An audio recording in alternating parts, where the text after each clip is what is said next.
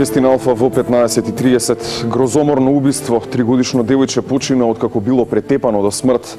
За убиството е осомничен комшија на семејството на детето, кој пријавил дека тоа настрадало по пад низ скали.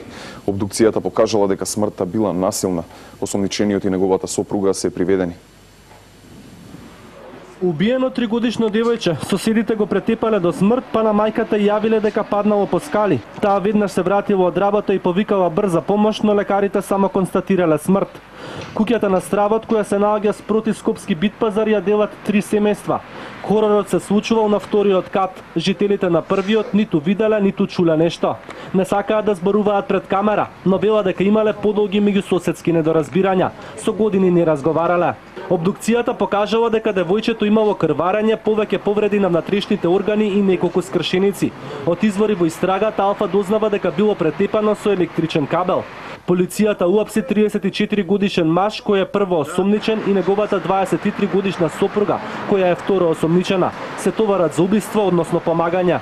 Министерството за внатрешни работи превзема мерки за дополнително расчистување на случајот. Значи детето кое е починато не било пријавено и не е евидентирано во Министерството за внатрешни работи. Исто така и дел од луѓето кои живееле во куќата не се пријавени како жители во Република Македонија. Таткото на убиеното девојче е во затвор, а мајката кога одела на работа го оставало само со малку постарите братче и сестричка.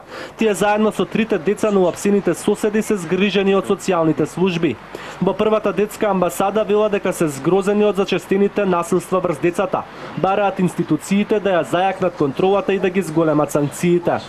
Жално е за едно општество кога се сведува на констатирање на состојби и бројки на занемарени, злоупотребени, силувани и убиени деца, без при тоа да се преземаат посериозни, посеофатни превентивни мерки за нивна превенција и заштита на децата кои живеат во ризик. Пред само една недела 7-месечно бебе беше оставено на халба од автомобил од страна на неговиот татко.